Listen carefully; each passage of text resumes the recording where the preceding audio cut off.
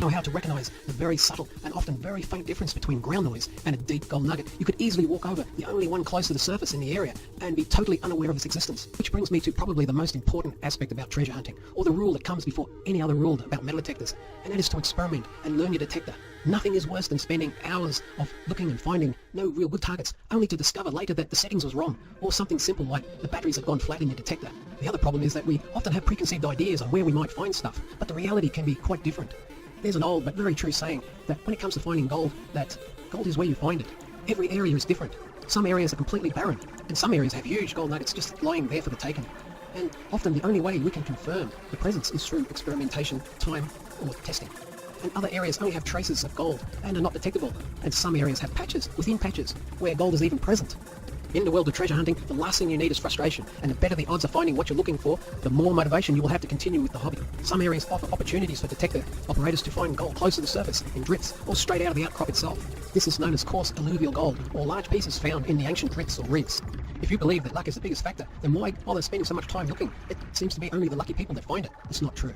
Finding gold is nearly always about going to the right spot and being in the zone.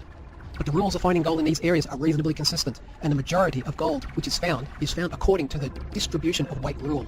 In other words, they are found mostly at the bottom of gullies, or where because of their weight have grouped together in low spots, possibly along with other heavy materials found in drifts or ancient gullies. On the gold fields, these gullies are often drastically changed from modern times, so what was once a gully millions of years ago could now be the side of a mountain or completely flat. You can think of finding gold as like fishing, or going collecting mushrooms. You find one and there's bound to be plenty more in the very area. Often people who find gold are pleasantly surprised, and that is to be expected because sometimes surprise and disappointment is part and parcel of the hobby. In other words, you can't have one without the other, otherwise there is no base for comparison.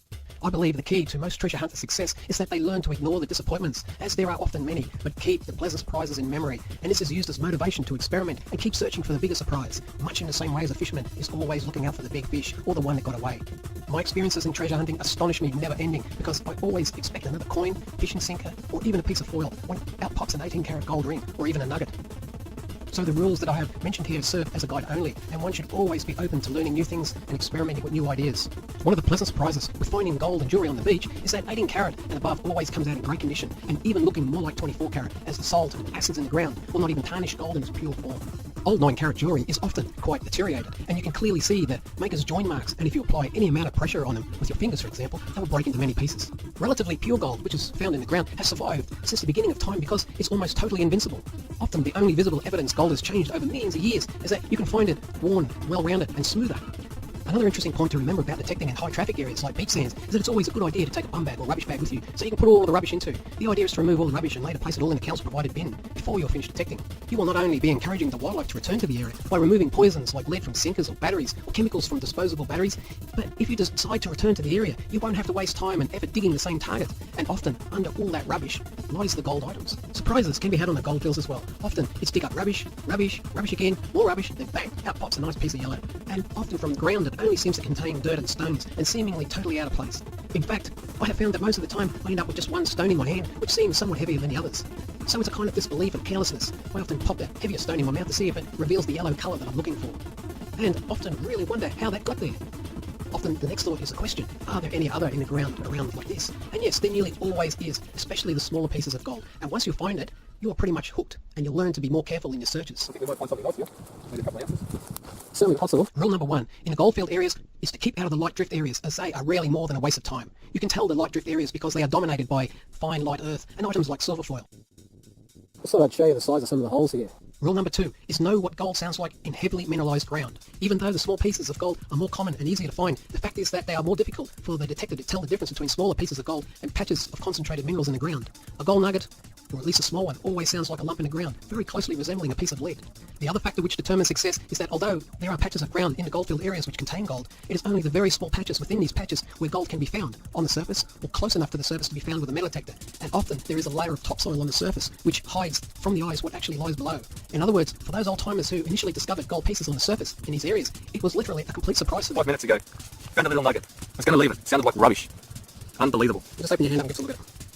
The average gully in these goldfields in Australia contain hundreds of large gold pieces weighing ounces, and many single pieces weighing several kilograms, and often either close to the surface or on the surface itself. History tells us back in those days of the first gold discoveries, they didn't report their finds and were far more concerned with making a meagre living from the farm, raising sheep and so forth. where they found the gold was only made to the public after the government forced them to reveal the truth. In other words, the general feeling to those who found gold was disbelief, and even the others who were told to where and how to find these often very large pieces of gold were also in complete denial, despite concrete evidence of great riches just below their feet and in fields where the sheep and cattle graze. Rule number 3 is be in the zone and relax. I find that after I visit a new area, not only are my preconceptions often shattered, I have to contend with isolating a small area from a vast open space and get busy exploring when nothing could be more counterproductive. I have never found gold in this mood, only when I've been completely relaxed and in the zone, so to speak. It is like my impatience leads me to be haphazard and rush around carelessly, and considering that gold often only presents a whisper of a signal, and that by covering a random area only leads to further frustration and more carelessness and no gold. Therefore, gold is, at least for me, always found when I least expect it, and when I'm not too concerned about finding it. Opportunity for me on the goldfields not only knocks once, it's true, but it will most often do so very quietly. It is a good idea to determine a suitable area for detecting on a prior separate trip, as the more relaxed you are and the more time you spend in the likely areas, the better your chances of finding the often very faint signal that gold nuggets often present, and actually recognizing it for what it is another story. The development of the Goldfinder XTR was not a difficult project, and a prototype was built from local materials here in Australia like PVC or polyvinyl chloride. It was an excellent choice because it is non-metallic, light, strong and completely weatherproof, but it took a huge amount of time and effort to get it working at peak performance in saltwater conditions. However, because it is based on the same principle as Eric Foster's pulse induction design, it is designed to work brilliantly where other detectors fail. This detector also proved unique in that it has a very powerful audio, even at max depth, and with some modifications, it has the capacity to separate ferrous from non-ferrous items at these depths with different colour LEDs in the coil itself. In other words, it has a basic discriminator function. For example, iron targets could be red and gold and other non-ferrous metals could be yellow. However, the search coil has to be completely redesigned if it's going to work in the goldfields. Here you're asking a detector to recognise a metallic object through Earth, which is not only heavily laden with conductive materials like metal, but fluctuates wildly on every pass. In other words, the detector has to penetrate the equivalent to a huge mass of iron filings while having the power to concentrate energy on a not so very conductive material like gold, and then pick up this slight energy increase without interference from the wildly fluctuating, heavily impregnated ground. This was eventually achieved by changing the shape of the search coil so it creates a narrower field to effectively penetrate less ground while increasing sensitivity to small metal targets. We discovered that with the right shape, or the shape just before the field cancels itself out with the aluminium foil shielding, means that the detector will operate from salt water to dry land perfectly without a ground balance of any kind. In other words, there's no need for fine-tuning controls. It just switches on and works anywhere and under any condition, completely unaffected by mineralized soil conditions, which puts the detector in the same class as the big boys, so to speak, but having a much less complex and expensive design. This is perfect for people who are inexperienced or just want an inexpensive switch-on-and-go metal detector, but it is too costly for me to produce, especially on my own. Please also note that this detector cannot compete in the goldfields with the high-end gold detectors, as the electronics in these detectors are far more sophisticated and better equipped to deal with extreme mineralization. A lot of metal detector users like to use VLF detectors, as they tend to ignore bits of iron which can plague some areas and can take the fun out of finding stuff. Hence the reason I sometimes like to use the Fisher Goldbug, as it is a typical low-frequency detector. Old, yes, but good, which is not the best at penetrating salty conditions. It's more made for the goldfield areas, but it gives a clear bad signal on bottle tops, which plagues some areas on the beach, for example. Therefore, less time is spent on digging up trashy items like bottle tops and iron pieces, and less frustration using it in trashy areas. One of the best clues to these types of areas is on historical information in the library, or nowadays good information can be accessed from the internet or from the local council itself. The age of the coins found in these areas can be confirmation of a good area, and this can be encouragement to look past the often plethora of modern trash like bottle tops and ring pulls, and can lead to isolating likely areas where the more valuable items lie. However, the rules are not always consistent. There have been times when I've just dug 1 or 2 targets in a new area and then found, for example, a diamond platinum ring in a dry sand. And that particular find was on camera too. Now, to recap, treasure hunting for coins and relics: 1. Research the history. 2. Try to use a discriminator function to isolate coins only. 3. Carefully check your found item before you throw it away. With most metal detectors, a coin can clearly stand out from otherwise trashy areas. This is because they are mostly made from highly conductive materials like copper, silver and aluminium, and have a large surface area which corrodes over time, causing a sort of halo effect, which appears to the detector as a much larger item. Therefore, you can detect coins much deeper than other similar-sized items, and even pick them out from areas loaded with trash. This next section is all about choosing a good metal detector. The first thing you should consider is how much time and money you're prepared to spend. The second is to take time to experiment and understand your detector. The third important point is be patient. Don't expect to find something valuable right away. In fact, most older VLF metal detectors tend to respond much stronger to high concentrations of ground minerals than pieces of gold, commonly referred to as hotspots or ground noises. Even a salty environment can push detectors' electronics to a degree where the sensitivity must be turned down in order for them to work in these types of environments. But at least there ain't any wild fluctuations in the ground, which has to be interpreted by the humble ear/brain. But luckily, it is possible because it appears that the Earth's entire non-magnetic structure has been constructed to allow this type of energy or magnetic fields to pass straight through air and non-metallic matter largely unaffected. With fact, magnetic fields at least responsible for keeping our atmosphere in place here on the surface of the planet. But here there is a paradox as well. Yes, there are times when being in the right area and having a powerful detector with a large surge coil will find that deep item which is out of reach with most other detectors. But so are those deep pull tabs that are closed loop sound, just like a gold ring. You can spend a lot of time digging only to finish up with just another pull tab, or possibly a bottle top. Nothing. Not even if I get really close. Kind of in there. But I'm going to just change something and show you an anomaly I've found. Watch what happens. Same ring. Why is it picking it up now? Good depth too. The difference is, see that little cut? When I squeeze it, it closes the loop, and the detector picks it up. If I leave it as it is, it's not a closed loop.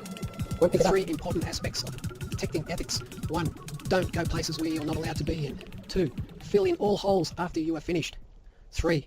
Try to find the rightful owner of your valuable items that you have found. Of course, if the item has been lost for a long time, you may never be able to return it. And what a fantastic way to remember the day by keeping it in a collection or getting a monetary reward for those efforts. It can be a great motivation to continue treasure hunting. Further development led us to explore the possibility of using a modified design underwater.